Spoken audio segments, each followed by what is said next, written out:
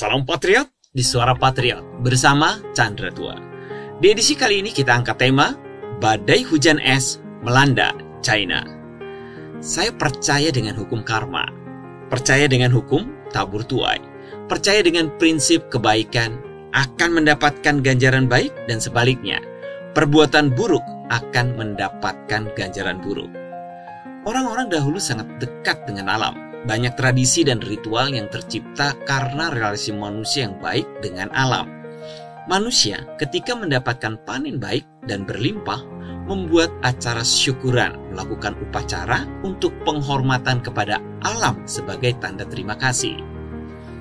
Sebaliknya, jika manusia melakukan hal buruk, contoh nyata seperti Sodom Gomora, maka alam akan memberikan kiamat, bencana kepada Sodom dan Gomora.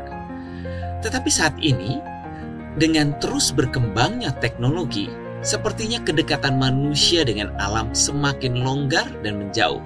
Bahkan akhirnya banyak orang tidak lagi percaya ketika alam berbicara dalam bentuk bencana.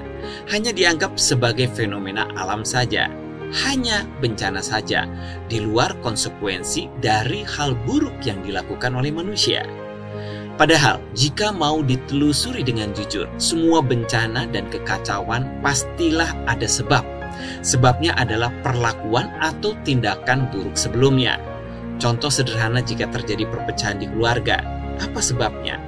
Tentu kedua belah pihak, baik suami atau istri, tidak mau lagi saling menerima, tidak mau lagi saling mengharmoniskan, tidak mau lagi saling menghargai. Maka perpecahan itu diizinkan terjadi. Seperti sebuah mekanisme yang memang sepatutnya ini terjadi. Jadi bagaimana dengan menyikapi bencana? Saya memiliki sudut pandang yang sama, bahwa jika terjadi bencana atau kekacauan, sebenarnya di sana memang tengah terjadi hal yang tidak harmonis. Dan kejadian itu adalah upaya alam untuk menyadarkan masing-masing pihak untuk berbenah dan memperbaiki diri. Sudah tidak perlu lagi untuk saling menyalahkan.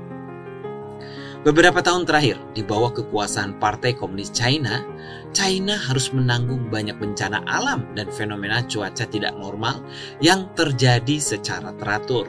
Baik itu kekeringan, banjir, fenomena alam lain yang tidak biasa. Beberapa hari yang lalu, hujan batu es jatuh di 5 provinsi selatan China dan melukai banyak orang. Sebelum hujan deras saat siang hari di kota Fuzhou, siang berganti menjadi malam, membuat suasana menjadi sungguh mencekam.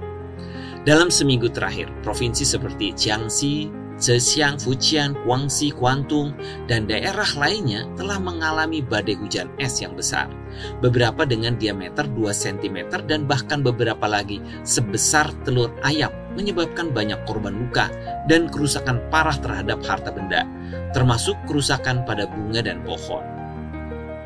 Video yang diposting online menunjukkan hujan es lebat jatuh dari langit, menghancurkan kaca depan dan kaca spion banyak mobil. Selain hujan es, cuaca buruk yang parah juga disertai badai petir dan hembusan angin kencang, dengan hembusan mencapai level 12 di banyak tempat. Angin kencang juga terjadi di banyak tempat di Guangdong, menyebabkan banyak atap rumah rusak. Sejumlah besar video yang beredar di internet menunjukkan pemandangan mengerikan dari beberapa badai es di wilayah selatan. Dalam video-video itu, bongkahan-bongkahan es yang besar berjatuhan dengan disertai hembusan angin kencang, menghantam jalanan dan atap rumah, menciptakan suara yang keras dan menakutkan. Banyak kaca mobil pecah, atap rumah berlubang, dan barang-barang pribadi warga menjadi rusak. Apalagi ada banyak orang yang terluka dengan kepala berdarah dan ditutupi perban karena terhantam oleh bongkahan es besar. Selain itu, hujan badai lebat melanda Fuzhou, ibu kota provinsi Fujian. Selama badai, awan gelap membawa guntur dan kilat.